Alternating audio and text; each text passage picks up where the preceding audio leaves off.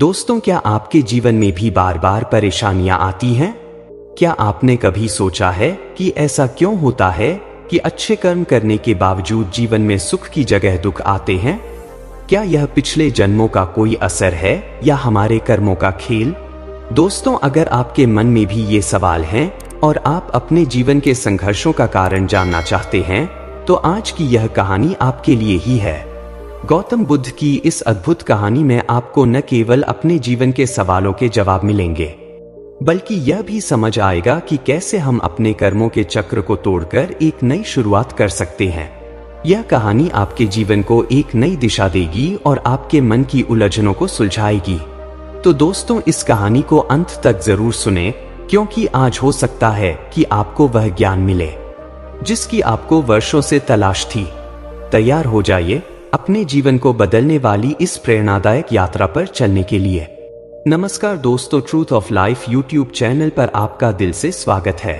दोस्तों, प्राचीन काल की बात है। गौतम बुद्ध अपने शिष्यों के साथ एक शांत और हरे भरे जंगल में ध्यान कर रहे थे। चारों ओर प्रकृति का अद्भुत सौंदर्य था। पक्षियों का मधुर कलरव और हवा की सरसराहट वातावरण को और भी शांतिमय बना रही थी। शिष्य ध्यान में मग्न थे और बुद्ध गहरे मौन में बैठे हुए थे। तभी दूर से एक व्यक्ति तेज कदमों से आता दिखाई दिया। उसकी चाल में बेचैनी थी, चेहरा क्लांत था और आंखों में असीम दुख व असंतोष झलक रहा था। वह सीधे बुद्ध के पास पहुंचा, उनके चरणों में गिर पड़ा और रोते हुए बोला, हे प्रभु, मैं बहुत दुखी हूं। मेरे जीवन में सुख नाम की कोई चीज नहीं है। मैं अच्छे कर्म करता हूं, दूसरों की मदद करता हूं, फिर भी मुझे बार बार कष्टों का सामना करना पड़ता है। क्या यह मेरे पिछले जन्मों का फल है?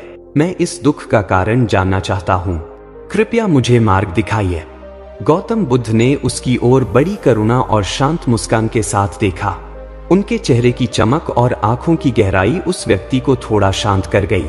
बुद्ध बोले, वत्स, तुम्हारा प्रश्न बड़ा गूढ़ है। जीवन में जो कष्ट और सुख हमें मिलते हैं, उनका संबंध हमारे कर्मों से है। लेकिन केवल वर्तमान जीवन के कर्म नहीं, बल्कि पिछले जन्मों के कर्म भी इसमें अपनी भूमिका निभाते हैं। मैं तुम्हें एक कहानी सुनाता हूं जो तुम्हारे प्रश्न का उत्तर देगी। ध्यान से सुनो। व्यक्ति ने अपना सिर हिलाया और पूरी श्रद्धा के साथ गौतम बुद्ध की ओर देखने लगा। बहुत समय पहले की बात है। एक गांव के निकट 3 यात्री अपने गंतव्य की ओर जा रहे थे। वे तीनों लंबे सफर के कारण थके हुए थे और विश्राम के लिए रास्ते में रुके। तभी उनकी नजर सड़क के किनारे पड़ी एक चमकीली थैली पर पड़ी। उनमें से एक यात्री ने उत्सुकता से थैली उठाई और उसे खोलते ही तीनों की आंखें चमक उठी। थैली में सोने के सिक्के भरे हुए थे।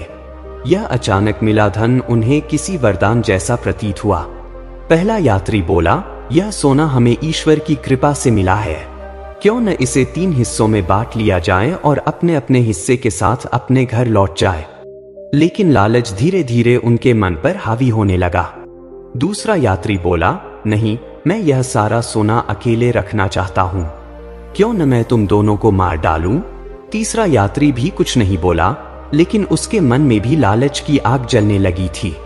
वह सोचने लगा कि यदि बाकी दोनों को मार दिया जाए तो सारा सोना उसका हो सकता है। फिर उन्होंने तय किया कि पहले खाना खा लिया जाए ताकि ताजगी के साथ वे सोने के बारे में निर्णय ले सके।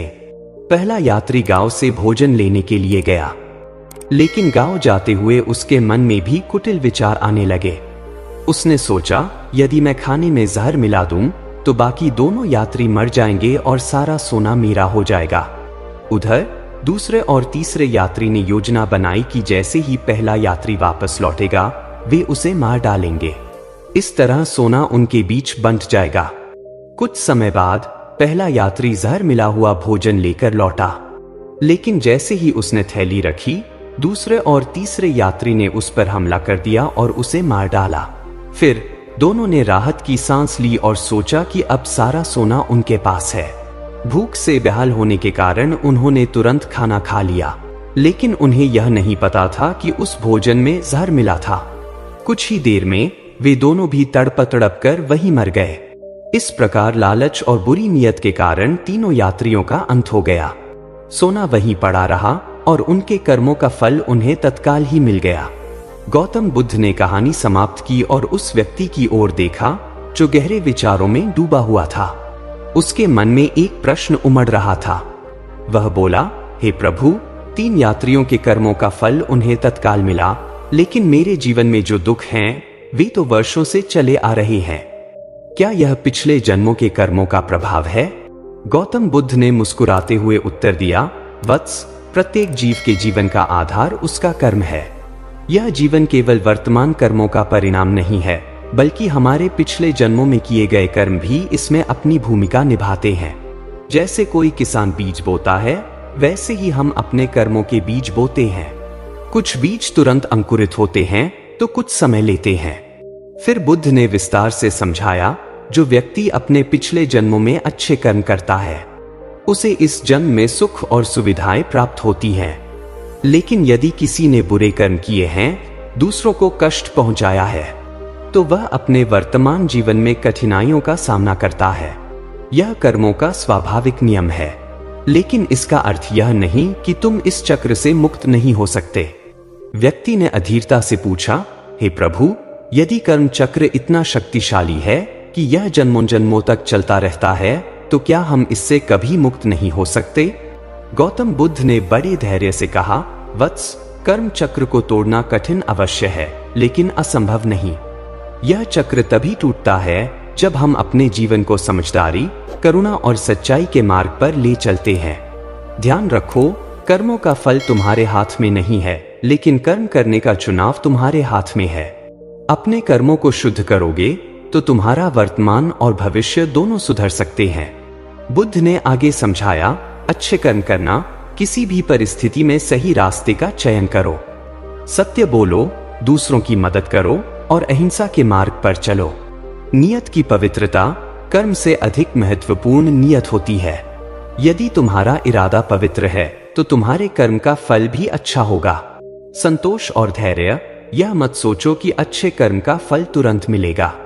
जैसे वृक्ष पर फल आने में समय लगता है, वैसे ही कर्म का फल भी समय के अनुसार आता है। क्षमा और करुणा, जिन लोगों ने तुम्हें कष्ट पहुंचाया है, उन्हें क्षमा करो। दूसरों के प्रति करुणा और प्रेम का भाव रखो, इससे तुम्हारे कर्मों का बोझ हल्का होगा। बुद्ध बोले, अहंकार, क्रोध और लालच, ये 3 सबसे बड़े कारण हैं जो हमें कर्म चक्र में बांधते हैं। जब तुम इनसे मुक्त हो जाओगे और जीवन में प्रेम व करुणा को स्थान दोगे, तब तुम इस चक्र से मुक्त हो जाओगे। बुद्ध की बातें सुनकर उस व्यक्ति की आंखों में चमक आ गई।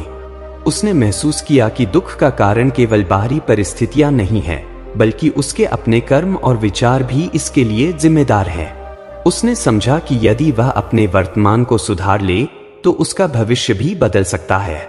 वह व्यक्ति हाथ जोड़कर बुद्ध के चरणों में गिर पड़ा और बोला, हे प्रभु, आज आपने मुझे अज्ञान के अंधकार से बाहर निकाला है। अब मैं समझ गया हूं कि मेरे दुख मेरे ही कर्मों का परिणाम है। लेकिन मैं प्रण लेता हूं कि अब मैं अपने जीवन में प्रेम, करुणा और सत्य का पालन करूंगा। मैं दूसरों की मदद करूंगा और अच्छे कर्मों का बीज बोऊंगा। गौतम बुद्ध ने प्रसन्न होकर कहा, वत्स, यही जागृति ही तुम्हारी मुक्ति का पहला कदम है। यह समझ लो कि प्रत्येक दिन तुम्हारे पास एक नया अवसर होता है। आज का कर्म तुम्हारे आने वाले जीवन का निर्माण करता है। यदि तुम सच्चे हृदय से अच्छे कर्म करोगे तो यह जीवन और आने वाले जन्म दोनों सुंदर और शांतिपूर्ण होंगे। बुद्ध ने आगे कहा, अपने भीतर प्रेम और करुणा को स्थान दो। यह मत सोचो कि यह जीवन केवल कष्टों का कारण है। जीवन तुम्हें कर्म सुधारने का अवसर देता है। यही सबसे बड़ा आशीर्वाद है। वह व्यक्ति पूरी तरह बदल चुका था। उसके चेहरे पर अब एक नई आशा और संतोष की झलक थी। वह वहां से यह संकल्प लेकर लौटा कि अब वह अपने जीवन में अच्छे कर्म करेगा, बुरी नीयत से दूर रहेगा और दूसरों की भलाई के लिए कार्य करेगा। उसने धीरे धीरे अपने व्यवहार को बदला। उसने गरीबों की मदद की, दूसरों को क्षमा करना सीखा और जीवन के प्रति संतोष की भावना रखी। कुछ ही समय में उसके जीवन में शांति और सुख लौट आया। दोस्तों, यह कहानी हमें सिखाती है कि हमारे जीवन में आने वाले सुख दुख हमारे अपने कर्मों का परिणाम है, चाहे वे इस जन्म के हों या पिछले जन्मों के। कर्म चक्र को तोड़ने का एकमात्र तरीका है अच्छे कर्म करना, नियत को शुद्ध रखना और जीवन में प्रेम, करुणा और सत्य के मार्ग पर चलना। हर दिन हमें एक नई शुरुआत का अवसर मिलता है और सही कर्मों के द्वारा हम अपने वर्तमान को संवार सकते हैं और भविष्य को उज्जवल बना सकते हैं। गौतम बुद्ध की यह प्रेरणादायक शिक्षा हमें यह समझने में मदद करती है कि कर्म हमारे जीवन का निर्माण करते हैं और हमारा आज का कर्म आने वाले जीवन का बीज है। अगर आपको यह कहानी पसंद आई हो तो इसे अपने दोस्तों और परिवार के साथ शेयर करें। कमेंट करके हमें बताइए कि यह कहानी आपके जीवन को कैसे प्रेरित करती है।